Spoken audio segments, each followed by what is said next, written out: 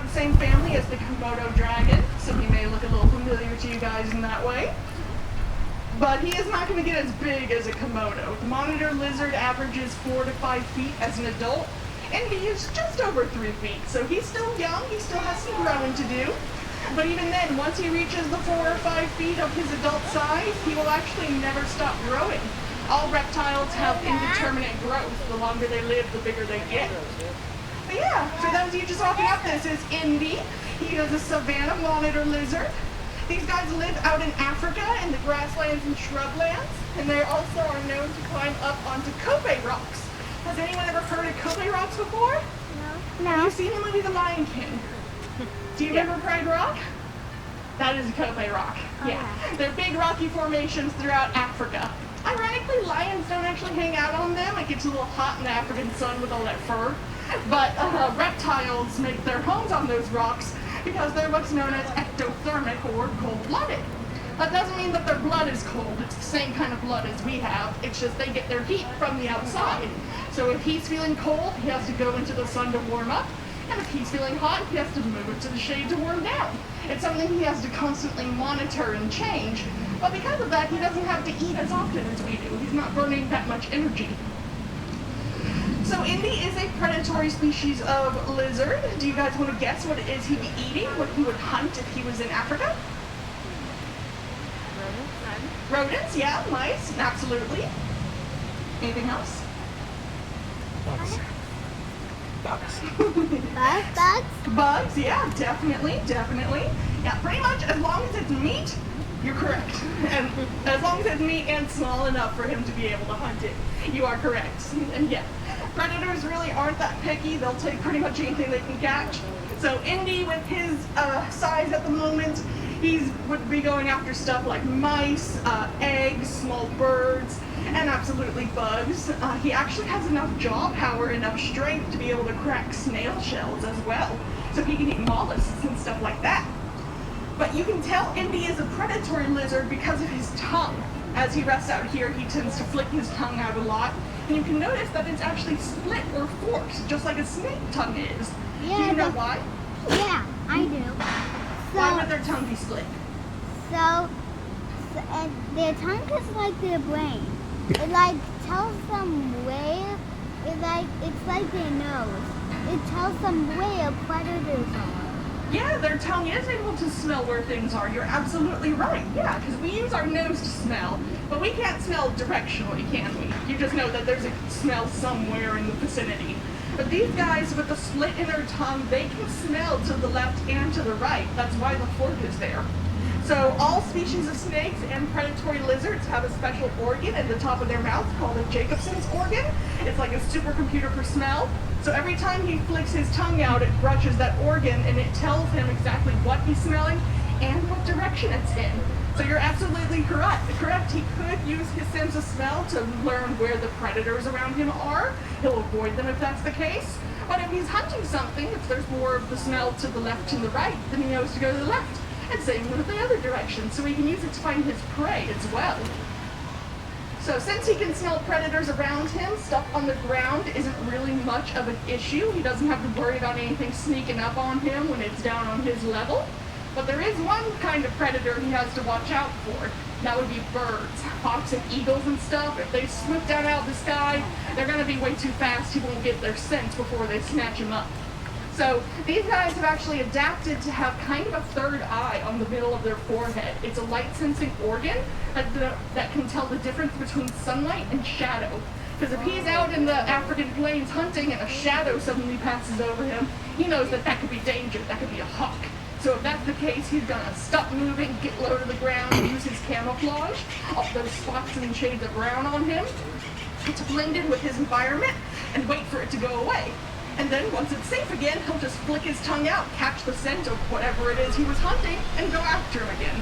Even if he loses sight, he can still find him very easily. You're being so cute. They need to see your cute face. Walk him around so you guys can see him better up close. So like I said, Indy the Savannah Monitor is native to Africa, so you're not going to see this kind of lizard in your backyard. If you do, please call someone. That's about it, situation. But we do have a lot of lizards that live here around us. Predatory lizards like Indy, or herbivorous lizards too, like the geckos. So they can eat a wide number of things. A great way we can help create a better world for both those types of lizards, though, is if you're ever walking around in your neighborhood, or if you're even in your backyard and you happen to find some trash, please put it in a trash can.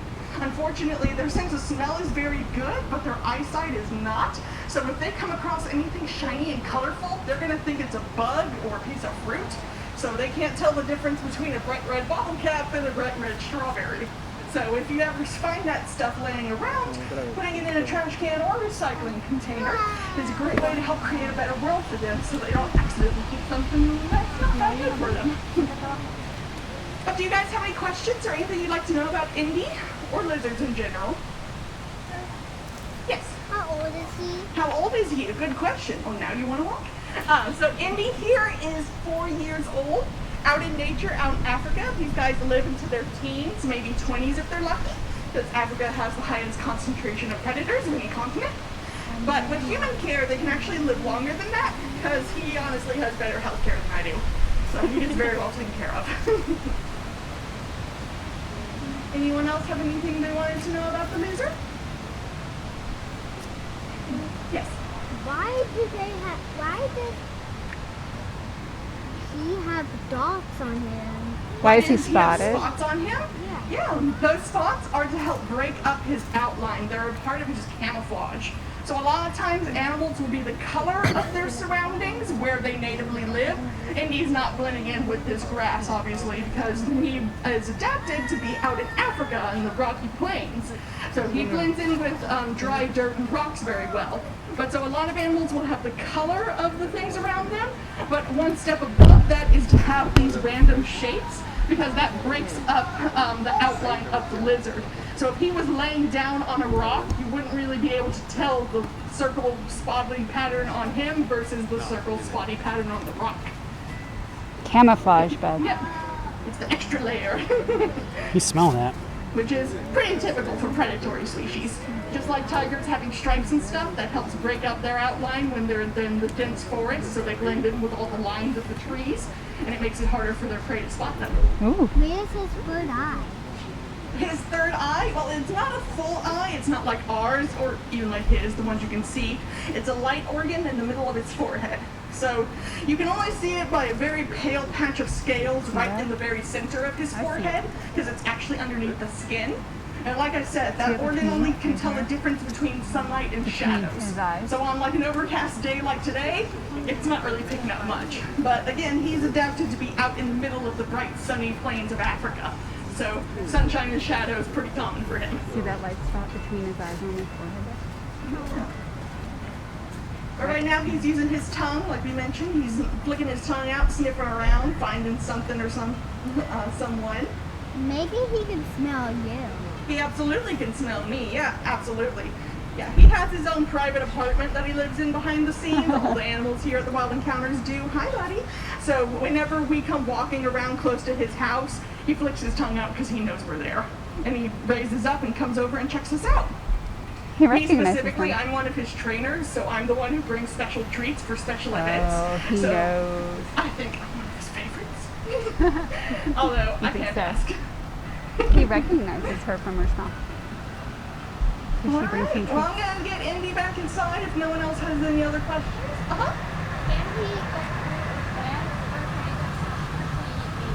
Can he eat fruit or plants, or does he strictly eat meat? He is strictly carnivorous. He eats meat, absolutely. So if he like catches a bug that's on a leaf, he'll probably eat the leaf along with it. He won't bother spitting it back out, but he's not gonna go seek out a piece of fruit to eat it. Yeah, there are some species of lizards that are omnivorous that eat both, but most of them either go the strict plants or the strict meat route. But there is always gray area, of course. All right. Well, thank you guys so much for hanging out and learning about Indy. We do have shows here every half hour. That's the schedule right there. Looks like next is going to be an